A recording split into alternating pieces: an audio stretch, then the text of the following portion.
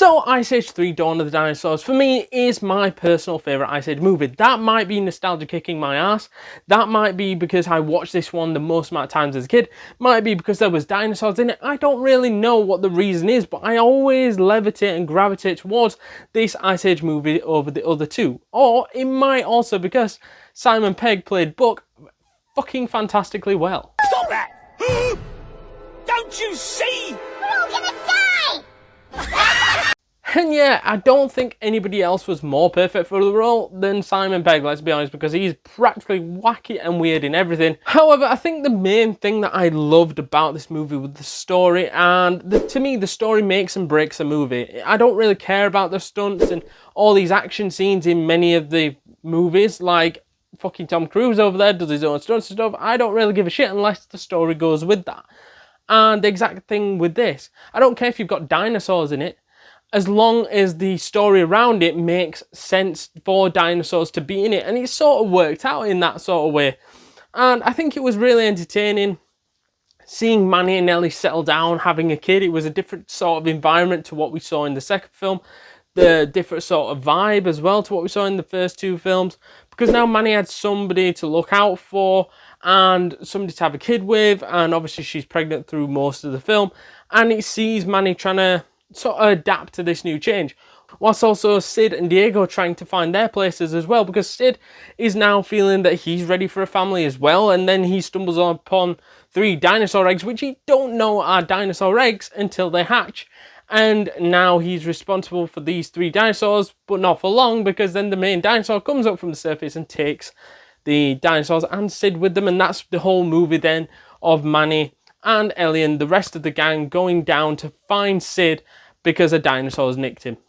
That's practically the film. It sounds stupid, but that's just the way it is. You've also got the struggle with Diego as well, of how he fits into this, because he beforehand was part of the group of Manny, Sid, and himself, basically going on adventures, going on these massive explorations of places and protecting a load of people. But now they don't really need Diego to do that, because obviously Manny's having his own family. They don't really need him for that purpose.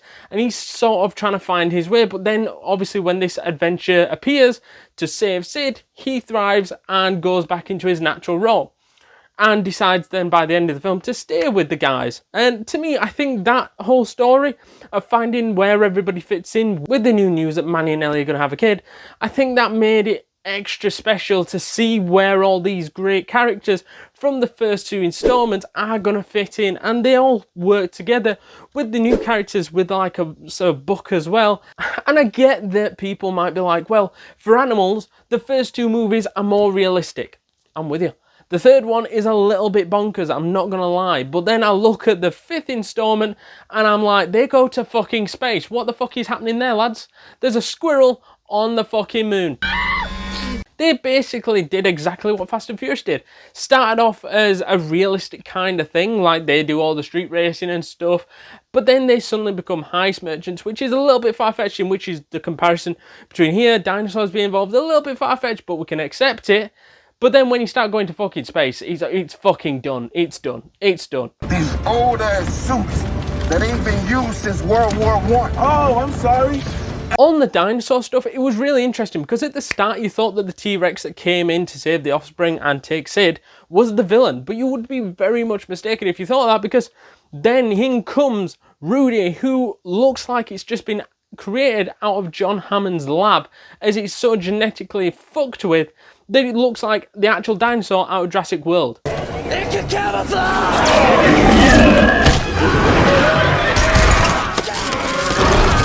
Not gonna lie, did they nick that idea from Ice Age 3 of that weird genetically created dinosaur that looks even more fearsome than a normal dinosaur? Maybe they did, maybe they didn't, but coincidence?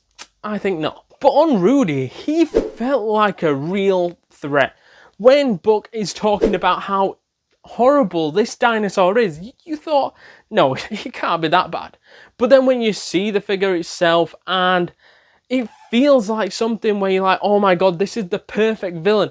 Because it looks bigger than T-Rex, looks more fearsome than the T-Rex in this movie. It looks horrible. And that's the type of villain that you needed for this kind of film.